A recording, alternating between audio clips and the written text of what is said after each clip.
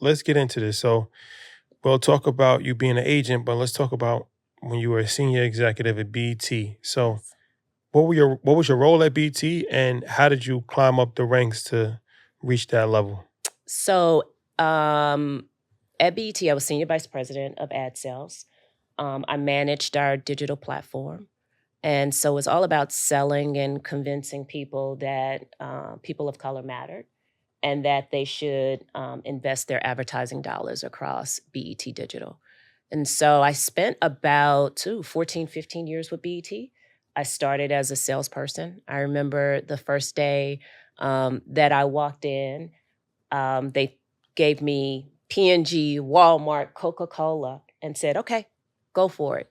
And I always tell people, and I mean this honestly, it was the best PhD, master's degree, MBA, postdoctoral education that I got. And just being under Lewis and Ray and just having this opportunity to be seen and to learn. So it was just an amazing experience. So that says a lot, right? Like they're giving you some of the top brands in the world. In the world. So you have to learn. I mean, sales can be grueling, and if you don't move your feet, it's tough to eat. So what was that like for you? What did you learn about negotiating and making sure that we are seen, right? Because a lot of times we look at these brands and we don't see us. But over the past maybe 5 or 6 years, we're starting to see a little bit of change. We've seen some deals that they've made. What was that like early stages? Early stages, I came from an environment that, because I've always been in sales. So my entire career was in some level of media sales. And early stages, it was like I was walking into this environment that looked like me. And that was very, very different from any of the other media sales positions that I had. Lewis is president of sales. You don't see that as a Black man. Ray was EVP of sales. You don't see that. I saw vice presidents that looked like me. So it was that first opportunity that, okay, I'm in something special. And for me, it was really about putting my head down and learning as much as I possibly could. So I literally was a sponge. I would raise my hand and ask questions. I was never afraid. My thing is, talk to me like I'm 3. I will not be offended because I never had the ego to walk in and say that I knew it all, or that I had enough experience to dictate how you should interact with me. I was like, there's no ego here. I know nothing about this business. Teach me. And so they were gracious enough to teach me. And they were gracious enough to demand that everybody else teach. And that was what that environment really was. It was grueling. It was not this 9 to 5. Because we super served a consumer that was so important, and it was Black and brown people. And so it was really about us. We had the largest repository of consumer insights about Black people on the planet. If you wanted to know how Black people ate, what they did, how they did it, when they did it, BET was that place to learn about it. And so our job was really to be missionaries and to go out and to educate, because there were all of these preconceived notions of Black people can't afford this. Yes, yeah, they can. Black people aren't interested in this. They're not interested in investment. Yes, they are. They're raising their hand right now and saying, teach me, show me. And you saw it yourself at InvestFest. You had 20,000 people show up? Yeah.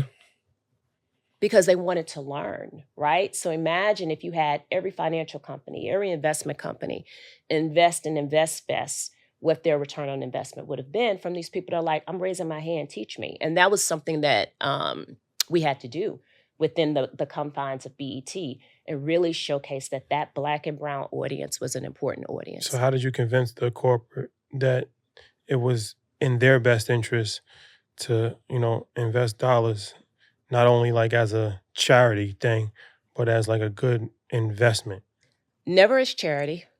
Because we're not a charity case. But that's a lot of people look at it like that. Yeah, no. We went in with research. We went in and we talked about, we influence trends.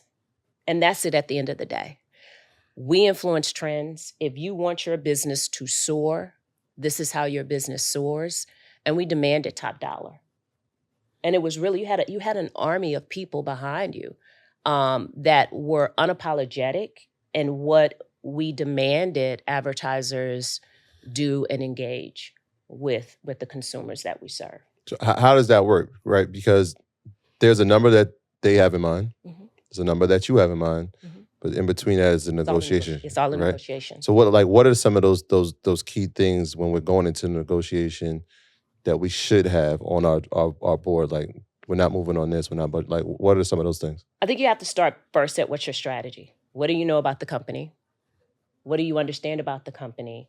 And also, what's important to them? Because at the end of the day, if you want something, you're going to pay for it. But I have to convince you that you really want it. So imagine if there's a car that you want, right? You're going to pay for it no matter what. You want this car. And whether this car is $1 million, $2 million, $1,000, $2,000, if you want it, you're going to pay for it. I just have to convince you that you want it. So it was coming in with a strategy.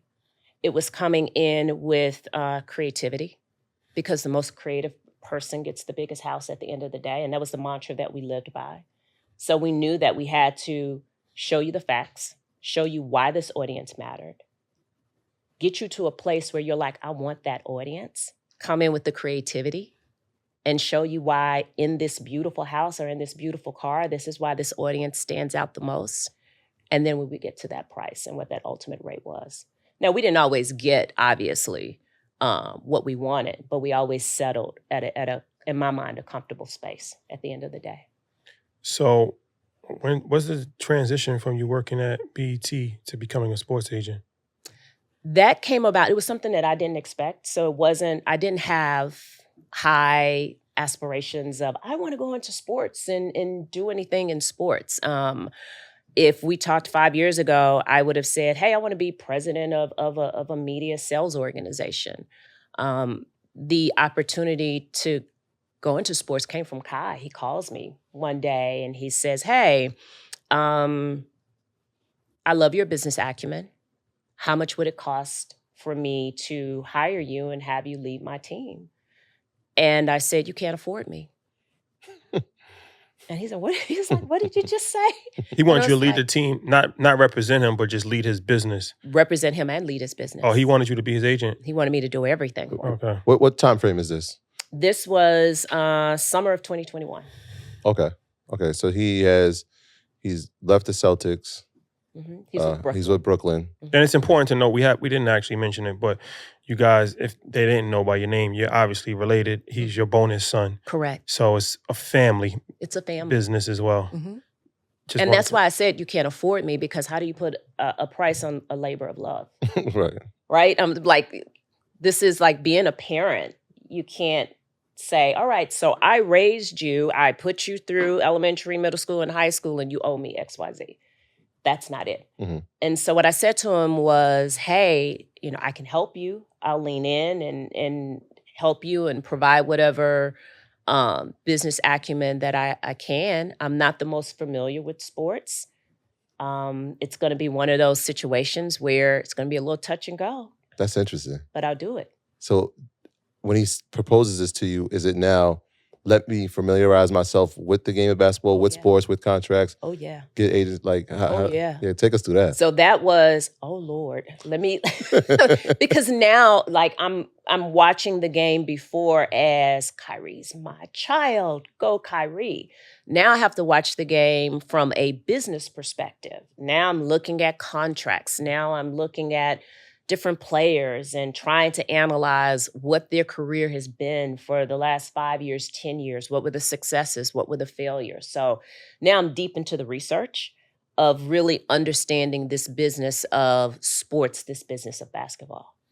So all right, so you at first you say that he can't afford you, mm-hmm. but obviously you ended up taking a position. So when did you decide that you wanted to do it? When you get involved and you really start to look under the carpet and under the rug and in the crevices, and you realize, ooh, there's some things that's not right here. And you really start to come in and change it. And you realize that you can't be a part-time participant. So you saw things that was happening in his business world, mm-hmm. that he was getting taken advantage of, or it just wasn't optimal? It just wasn't optimal. He's been always really smart and really good about business, but there were just things in terms of representation, how he was targeted. Mhm. That just did not sit well with me. Questions that probably weren't properly raised on his behalf. Mhm. I felt like he needed, at that moment in time, a real ally in his corner that wasn't concerned about how much do I make from this, but really just wanted to see him do well.